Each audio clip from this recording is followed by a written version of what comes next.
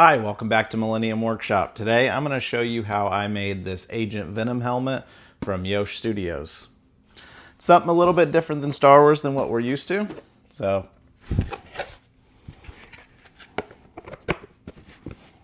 let's get into this.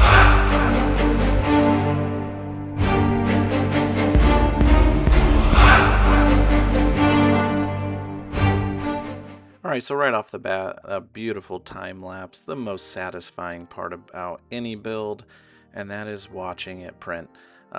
This can make or break whether it's going to be a successful build or terrible build. Once you get all your settings locked in, it makes it a heck of a lot easier. Great thing is this was easily printable on my P1S. Now I did print the dome, the face, and the back of the dome and the eyes together, and you'll see a massive fail right there. But we're gonna move on. We'll reprint those. What was great, it was the back of the dome successfully printed. We didn't lose that as well. And I typically don't have too many failed prints on my P1Ss. It comes down to like user error when it comes to slicing. I shouldn't have sliced it, trying to stand it up straight up like that.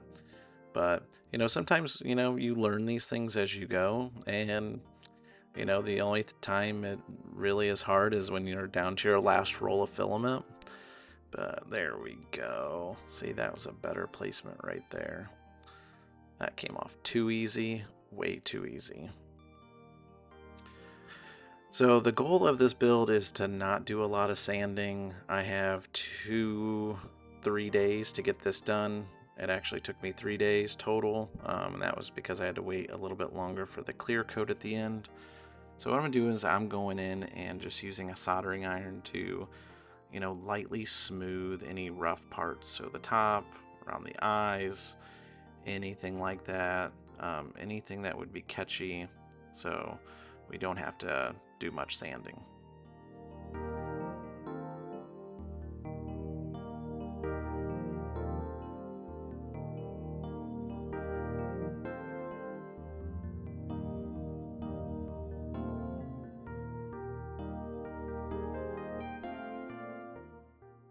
Now, if you haven't used this product, this is a glazing and spot putty by Upupole. This stuff is absolutely amazing. It's not as gritty. It goes on way smoother just with your finger or any type of smoothing device you want to use. I'm just going to use my finger, and I'm going to be focusing on the top of the dome that I was just using a soldering iron on. And then I'm going to go in and do a 600 grit wet sand on it.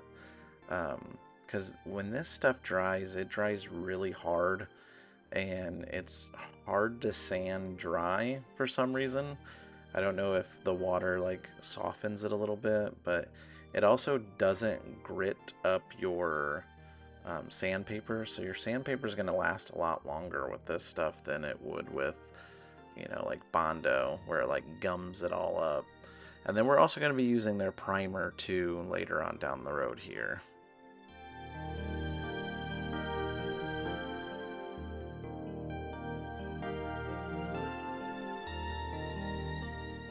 Now, you could do this with a bucket of water. I like to use a constant flow because it kind of helps clean it so I can see a little bit better as I go. You can see a little Scrub Daddy over there. Product placement, trying to get those sponsorships up. But once this gets done, we are going to move on to texturing.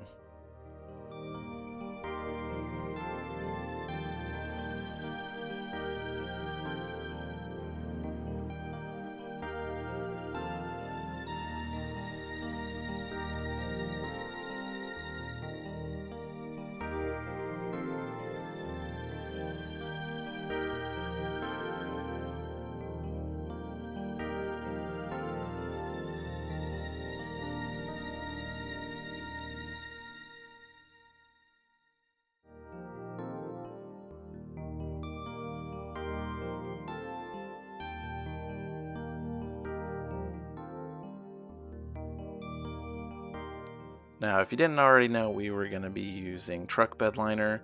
You should have thought again. So we are going in with Duplicolor truck bed liner.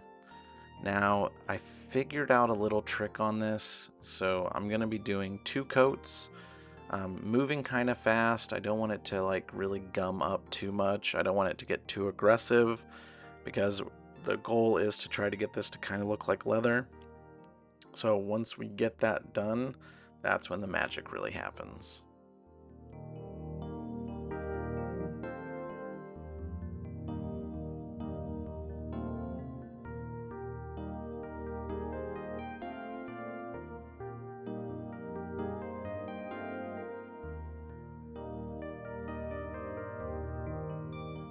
Now this is the good portion of the video. We're little over 5 minutes in.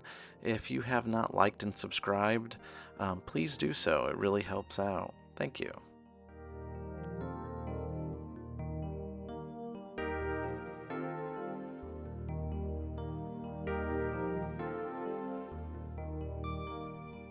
Now, once the truck bed liner has dried, we're going to go lightly wet sand it with 600 grit.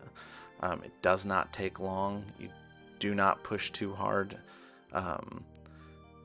This is really going to give it that perfect texture. I mean, I was absolutely shocked. Originally, when I tried this on something else, it was an accident. I sprayed some stuff and didn't like how it looked, so I was like, I'm going to sand it off. And by the time I kind of got halfway through of what I thought was sanding it all off, it looked like leather. So that's when I decided to use it for this helmet. Now after that, once that has dried, we're going to go with 2 coats of a black primer, or you can do black paint. It's really up to you. I'm just going to use a black primer, and then we're going to get over to clear coat.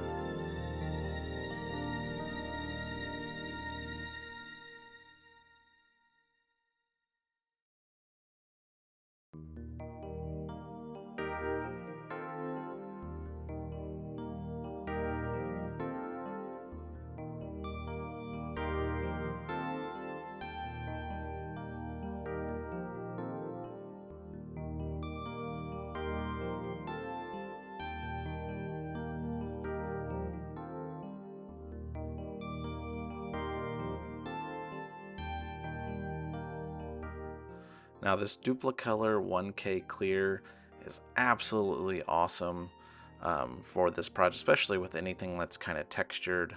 I use this on the Greedo build and also on this build, and I got a couple other builds coming up that I'm going to be using it, and I'm really happy and really satisfied with how it turned out.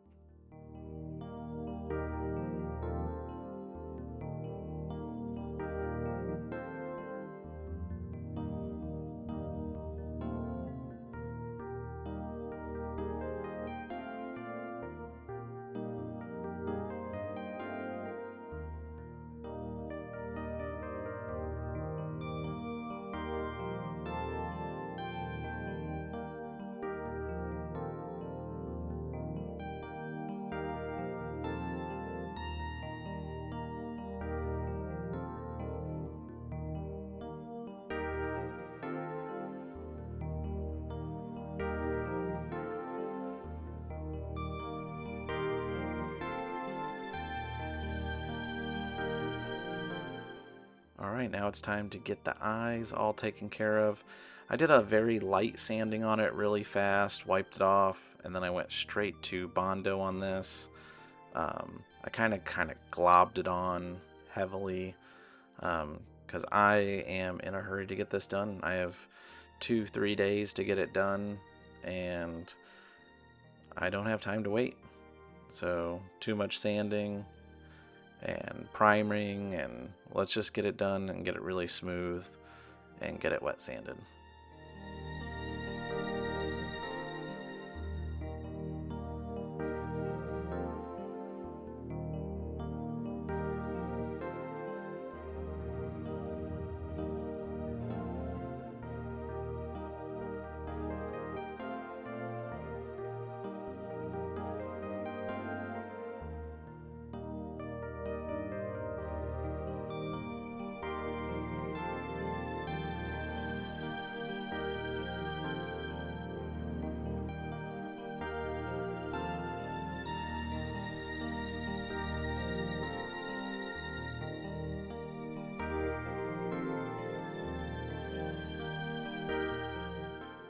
Now the only thing on this helmet is that's smooth are the eyes. Going back with the Upupole sandable primer, this stuff is absolutely amazing. It dries so much faster than any other filler primer that I've used. And again, when you go to wet sand it, it does not gum up your sandpaper. So your sandpaper is going to last just a little bit longer. So if you're penny pitching, spend a little bit more, get the better primer.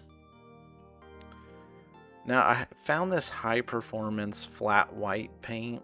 I thought it would be perfect, and it sprayed beautifully. It went on super thick and it dried crazy fast. And then I just clear coated it with a matte clear coat with Rust-Oleum, and it looks absolutely phenomenal. So in the Yosh Studio files, it comes with mesh eyes that you can print. So I printed those, and then I decided let's use a Hobart face shield on the inside. I want that glossy look, and I really think it's going to make it pop.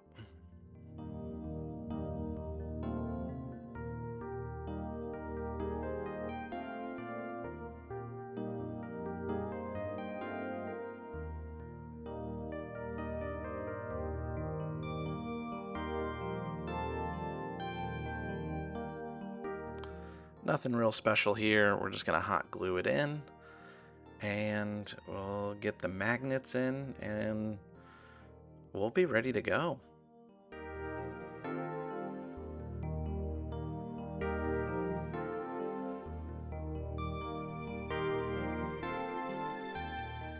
Now I thought I got footage of me gluing all the magnets in for the front and back, but I guess I did not, so I do apologize about that. But glue your magnets in. They are 10 by 2 millimeter magnets. I will have a link to those magnets down in the description. Now I'm just using a basic CA glue and a paintbrush, and I am just gonna kind of evenly spread it throughout where it needs to go. Now there are spots for magnets where you can change out to different eyes, but I really like how these ones look and I want it to be permanent. So there we go.